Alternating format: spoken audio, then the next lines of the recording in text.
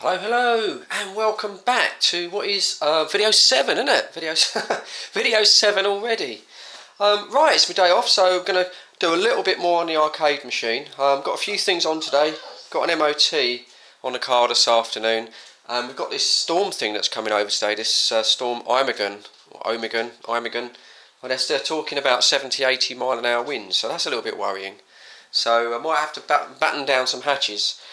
Right, what's happened then since the last video? Well, I sent off for some of these little small M3, I think these are 8mm, little bolts there with a sort of hexagonal kind of head on it, and they hopefully, I haven't really checked, but they hopefully should fit directly into these little sort of pre-threaded bolt hole mounts there on the hard drives, which means that when I fit these on the machine they're not all going to sort of flop about.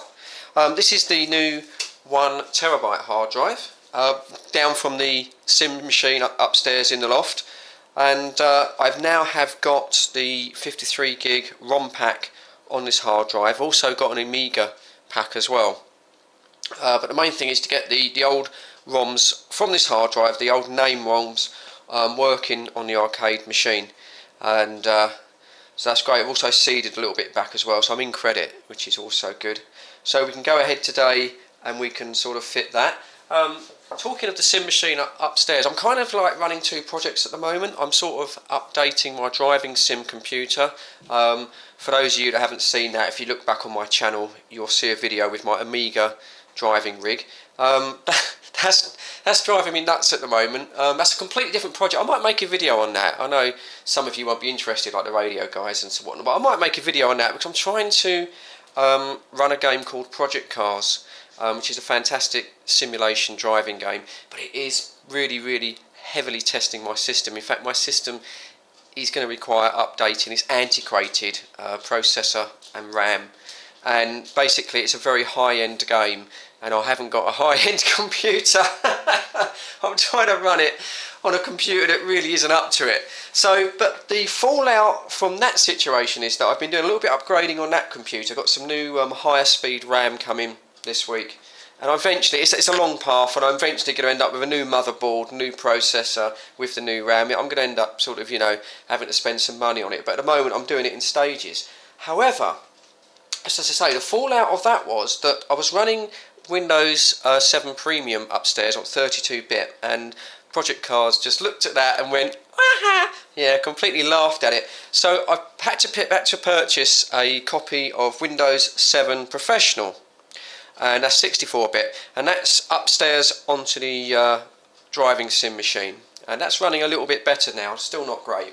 However, what the fallout from that is that my Windows 7 Home Premium disc, genuine disc here, is now free. That's now free. That I can now install that onto the arcade machine, and that is a massive thumbs up, because that gets rid of all of those crappy Windows XP problems that I'm getting, you know, drivers not working, loads of error messages and all that crap. So I can have a proper Windows 7 Home Premium. It's only 32-bit, but it will run fine on that motherboard. So that's good. That's something that I'll sort of be doing pretty much straight away once I've got the machine up and running. Another thing is I've dug out my Project Arcade book. I think I showed this right at the very beginning of the video. Fantastic book. Haven't even really begun to read all of the information on here, but this will come into play later on when I start doing the software, because in here are instructions how to set the machine up so that it basically boots straight into the hyperspin. So you haven't have to go through the window screens. It all hides all that, and this guy tells you how to make it look a lot more authentic and things like that. So that's something that I need to sort of sit down and basically go through it all and start reading, which takes time. I won't be making videos of me sitting there reading, so that all takes a little bit of time. Also, now I've got the ROMs on the hard drive, of course I now need to go back and start watching my videos again on how to set that up. Once again, that's going to sort of take time, so I'll try and keep the videos going. Obviously I'll do a little bit of work today, and I might try and do a little bit later on in the week. But stay with me. If the videos sort of drop off for a little bit, I haven't given up on this. It's just that I'm basically sitting down, I'm swatting or I'm watching YouTube videos myself on how to get hyperspin going.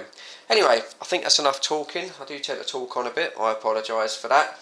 But right, I'm going to crack on today, so I'm going to mount up these 2 hard drives and get those more secure. Thanks for all the comments, by the way, that's great. Steve, cheers mate, thanks for offering to send me some hard drive rails. I think at the moment, Steve, I'm going to probably try these little blocks. I think I'll be alright, but I'll let you know. If I do fall into problems, I might take you up on that offer. And everyone else that's, all the usual people, Tom and Gary and Sean, all the usual people that sort of comment, thanks very much, that's always very helpful, keeps me inspired. Right, enough talking, going to get on and mount these drives and then I'll show you when that's done. So first job of the day is to just fit these little M3 bolts in. I'm hoping they're going to fit, I think they will. Feels reasonably good. You never really know.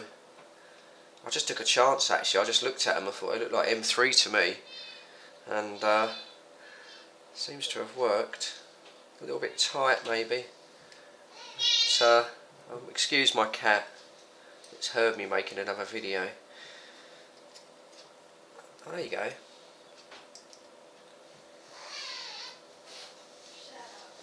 That's it.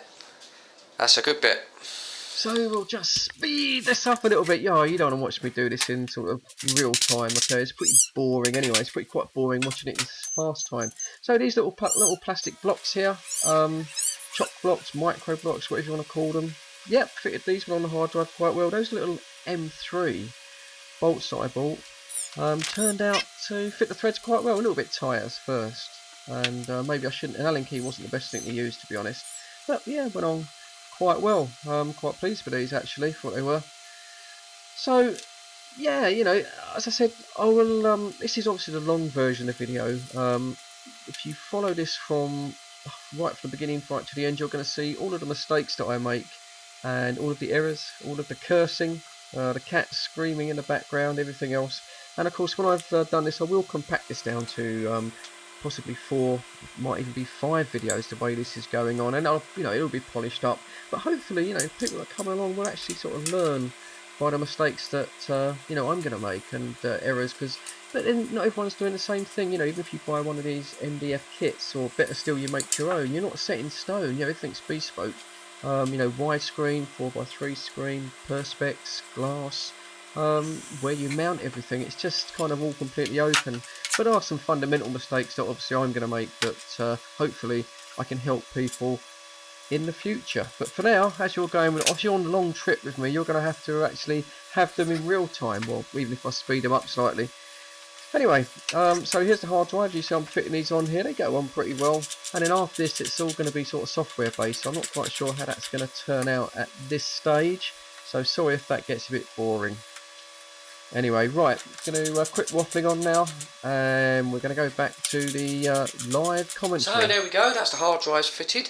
Actually went pretty well, I think these little plastic blocks have done the job. Certainly feel quite firm, they're not going to sort of, move about anytime soon.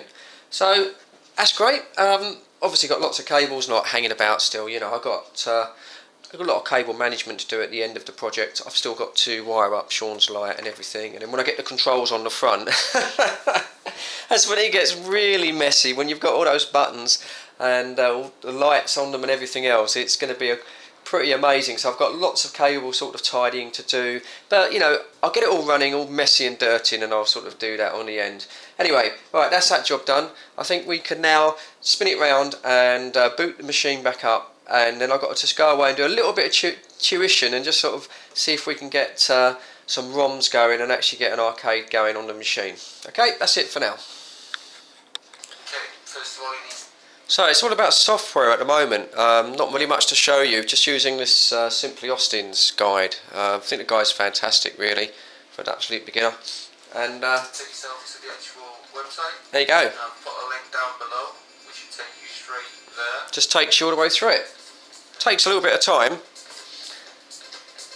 and that's pretty much what this video's going to be about, unfortunately. You know, it's all what I'm doing now is just all the software downloading. Hopefully at the end I'll just be able to show you it all sort of downloaded. So sorry it's not particularly exciting, this one, and I'm not drilling and cutting and everything else, but unfortunately this little bit has to be done. With the links, just give me a shout, either by PM, message on this video, or over at the Hyperspin forums, and I'll Right, I'm back.